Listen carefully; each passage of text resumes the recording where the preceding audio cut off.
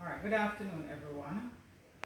We are moving on to the next module, which is working with artwork.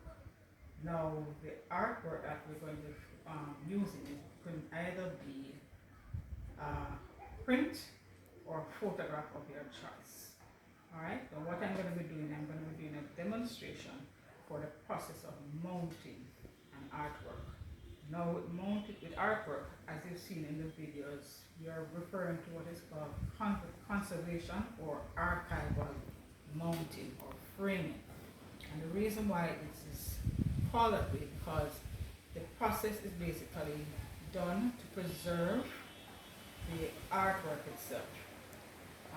Generally, archival materials are used so that the artwork itself is not damaged or interfered by other pollutants. And I've been through the PowerPoints and so on, you will see in terms of contaminants, there are certain things that can affect your artwork, namely acid, dust, other environmental pollutants, moisture, right? Insects and so on can also affect your artwork.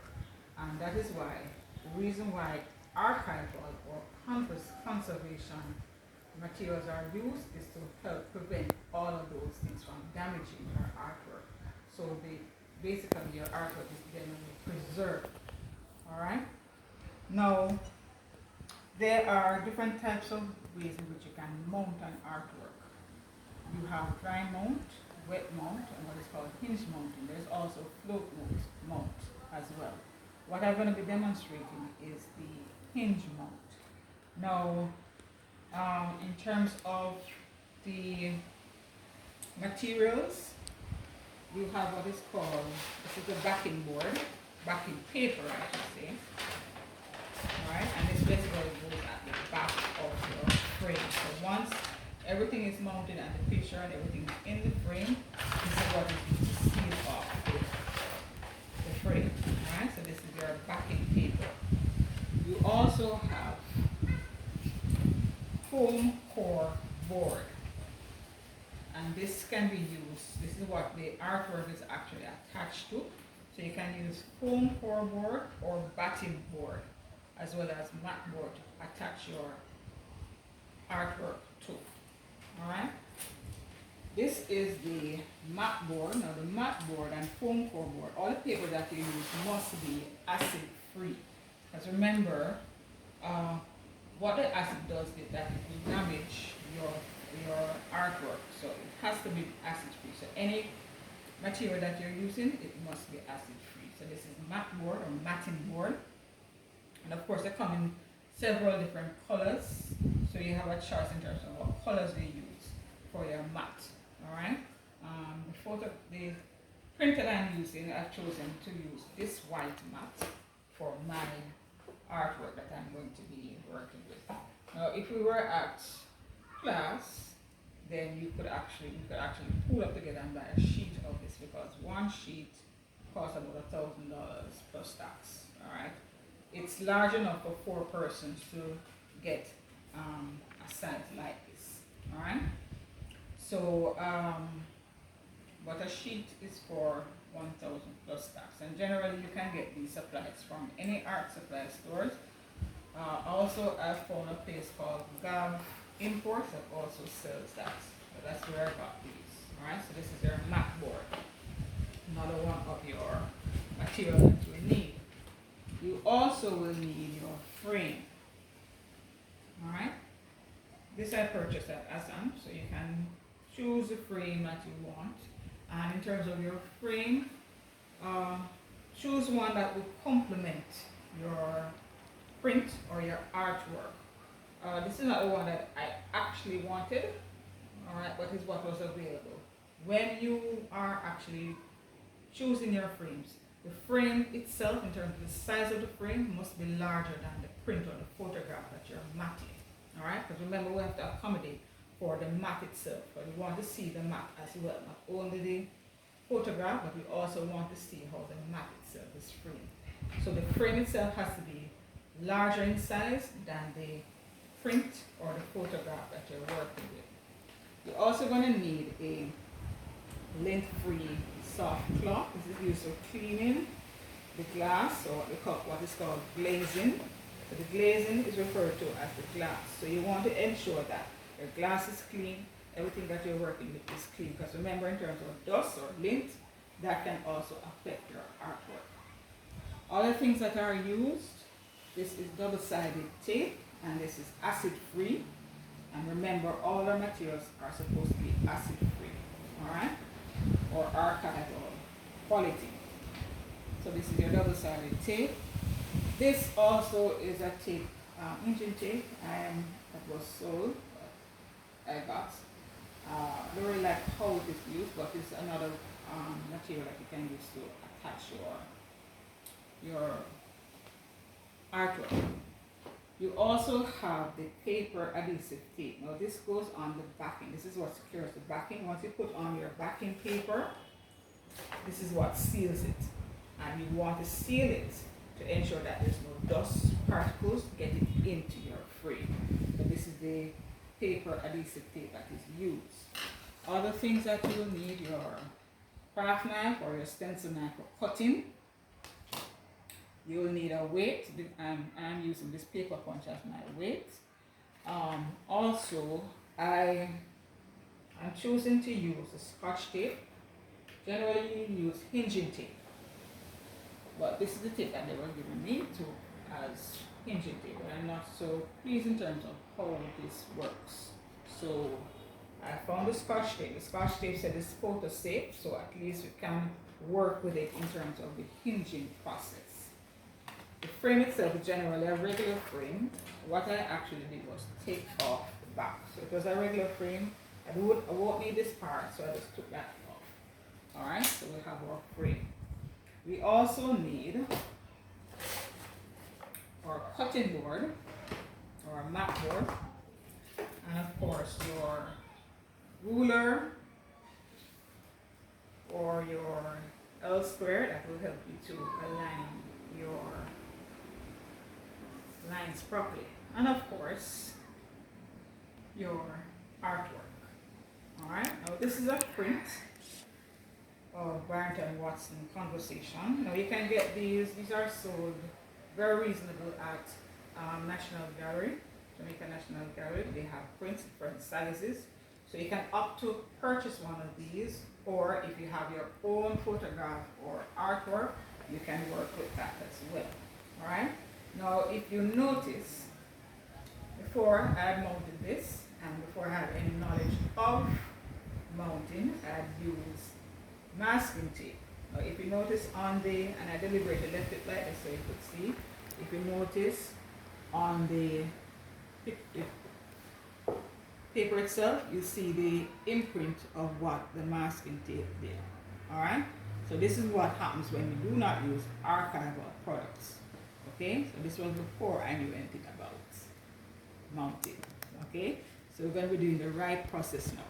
So that's why they said that you're supposed to be using archival material or acid-free, because you do not want to damage your artwork. All right, so we're going into the process. Dealt with the materials, we're going into the process. Now, in terms of calculating how you cut the mat, all right, is generally you will measure the length and the width of both your artwork and the batting board that is going to be going into the frame itself. You will subtract the width of your artwork and the width of your batting board. The result of that, you will divide that by 2. That will give you the width of your mount. Alright? Also, the length, both lengths for the artwork as well as the length for the batting board, you'll subtract that, divide it by 2, and that will give you the amount of thickness or border that you're going to be using for your mat. Now this one was pre-cut before, so I measured and cut, so my mat is already nicely cut for my artwork to be framed. Alright, and it will fit nicely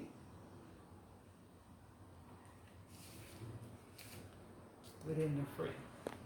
All right, so let's look at the process.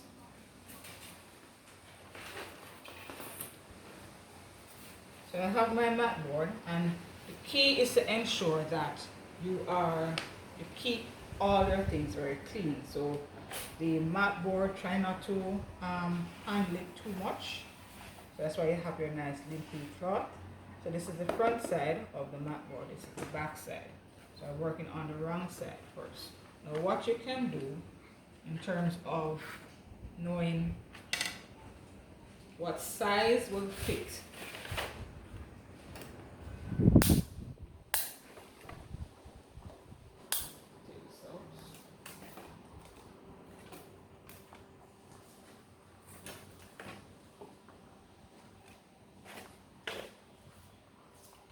Alright, so you can use the backing that comes in the frame and use that as a guide to cut the size for your backing board.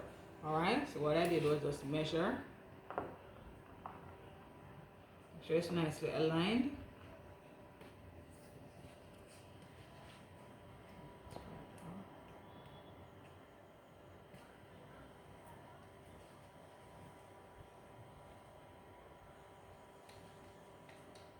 And I'm working on the wrong side of the mat board.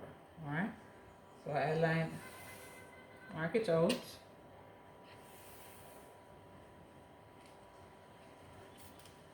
And that's the size for my backing board.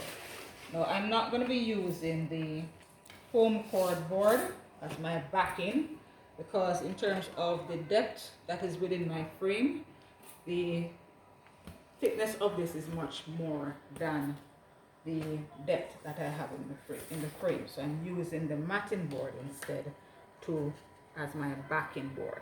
So once I've cut that, I'm going to then take my knife and cut my mat. Now it's just as when we were doing the stenciling, you have to ensure you get a nice clean cut, no jagged edge. One nice clean cut, one time. Alright, so you're gonna press hard, make sure the knife that you're using is sharp enough to cut. Alright, because we want nice clean cuts once we are going to be cutting our mat. And like I said, I'm working on the wrong side of the mat board. Press hard.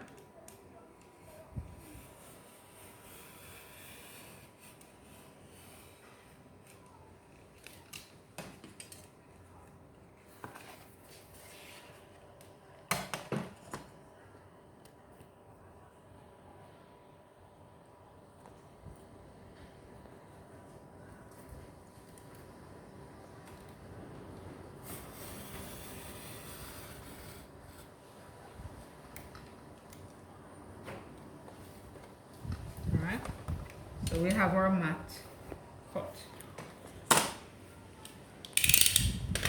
Again, remember safety, key importance. Alright, now once we have our mat cut, of course we will then do the calculations in terms of getting the width of our border for our frame. Again, we're working on the wrong side. So what I was working with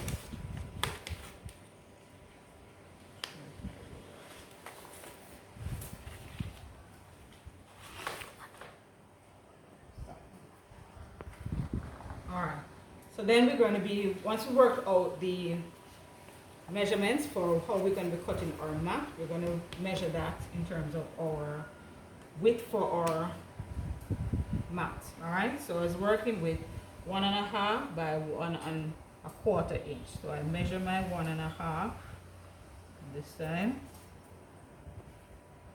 And again, I'm working on the back of the mat board.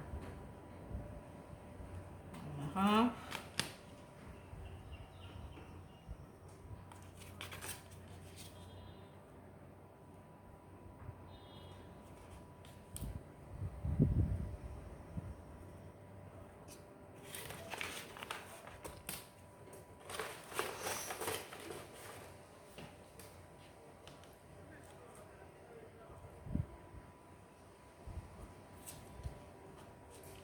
the other side is going to be 1 1/4.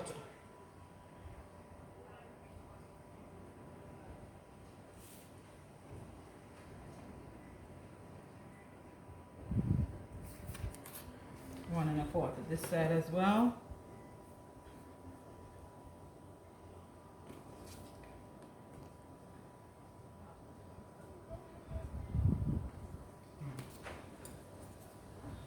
Line up everything. Draw my lines.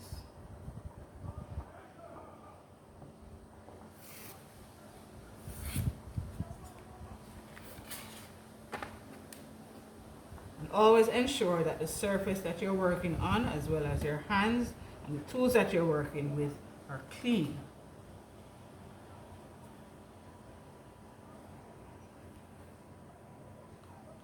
Lined up.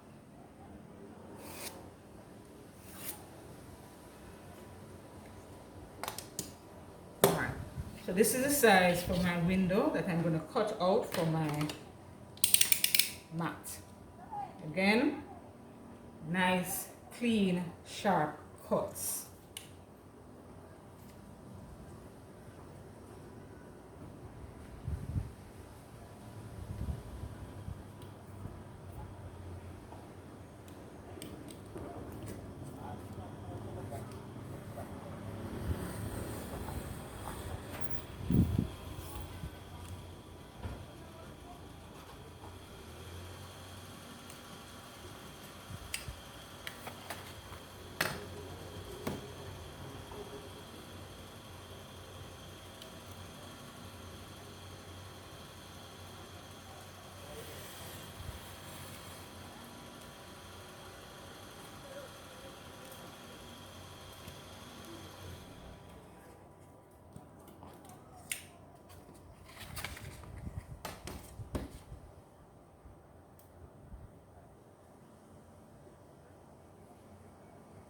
Even if you have to go over again, make sure it's not too jagged.